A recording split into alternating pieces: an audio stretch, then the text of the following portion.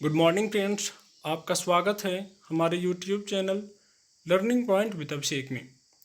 Friends, अगर आप channel पर पहली बार आए हैं तो चैनल को सब्सक्राइब कर लीजिए और बेल आइकन प्रेस कीजिए ताकि आपको डेली डिक्टेशन मिल सके। 90 शब्द प्रति मिनट डिक्टेशन स्टार्ट।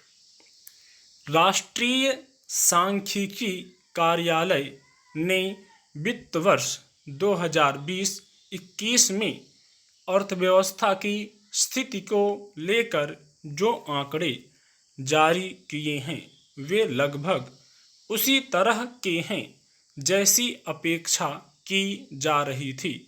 इस वित्त वर्ष में जीडीपी की वृद्धि दर 7.3% रिकॉर्ड की गई। फरवरी में जो अनुमान लगाया गया था वह 8% का था, लेकिन सरकारी खर्च में काफ़ी बढ़ोतरी की वजह से यह कुछ बेहतर हो गई।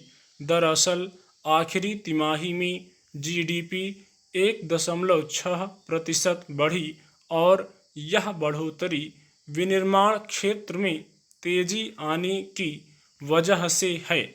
लेकिन जैसा कि हम सब देख रहे हैं, उसके तुरंत बाद महामारी की दूसरी लहर आ गई। हालांकि इस लहर के दौरान पिछली बार की तरह सख्त लॉकडाउन तो नहीं हुआ, लेकिन कमज़ोर अर्थव्यवस्था के लिए इतना झटका भी काफ़ी भारी पड़ सकता है। देश में कोरोना फैलने के पहले भी भारतीय अर्थव्यवस्था की स्थिति कोई बहुत अच्छी नहीं थी।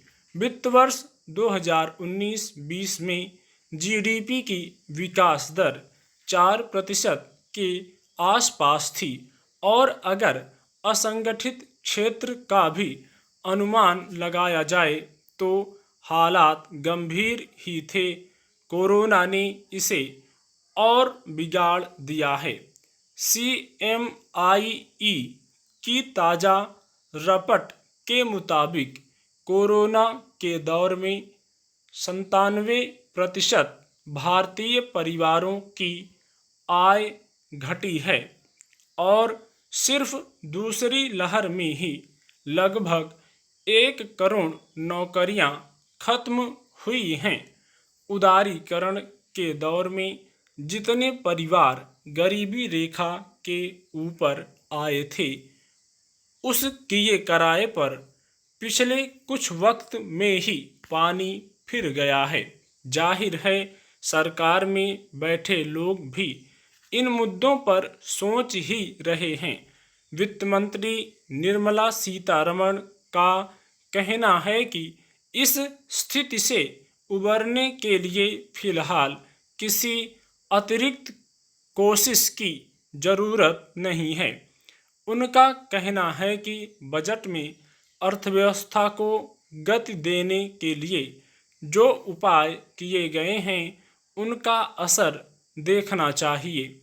चूँकि इस वित्त वर्ष के अभी 2 महीने ही गुजरे हैं, इसलिए इस बजट की योजनाओं का असर दिखना धीरे धीरे शुरू होगा। सरकार के मुख्य आर्थिक सलाहकार कृष्णमूर्ति सुब्रमण्यम का भी यह मानना है कि अर्थव्यवस्था तेजी से गति पकड़ सकती है, बशर्ते टीकाकरण बड़े पैमाने पर हो सके। यह भी सही है कि फिलहाल सरकार के पास विकल्प बहुत कम हैं। उसके आगे एक बड़ी समस्या यह भी है कि महंगाई तेजी से बढ़ रही है। मौजूदा एनडीए सरकार के कार्यकाल में विकास दर तो कम होती गई, लेकिन एक सौभाग्य यह रहा कि महंगाई की रफ्तार भी काफ़ी कम रही। लेकिन अब दोहरा संकट है, कम विकास दर के साथ बढ़ी महंगाई। ऐसे में नकदी की उपलब्धता बढ़ाने पर महंगाई के और ज़्यादा बढ़ने का खतरा पैदा हो सकता है, जो देश में सबसे संवेदनशील राजनीतिक मुद्दा बन जाता है। कई जानकारों का यह भी कहना है कि इस साल के बजट में अर्थव्यवस्था को गति देने के जो उपाय किए गए थे, वे तब सोचे गए थे जब दूसरी लहर नहीं थी। दूसरी लहर ने पिछले सारे अनुमानों को बेअसर कर दिया है और नई परिस्थिति में अब नए लोगों को आर्थिक सहायता और प्रोत्साहन की जरूरत है। दूसरी लहर ने लोगों को कहीं ज़्यादा सशंकित कर दिया है और इसकी वजह से बाजार में खर्च करने से वे अभी हिचकेंगे।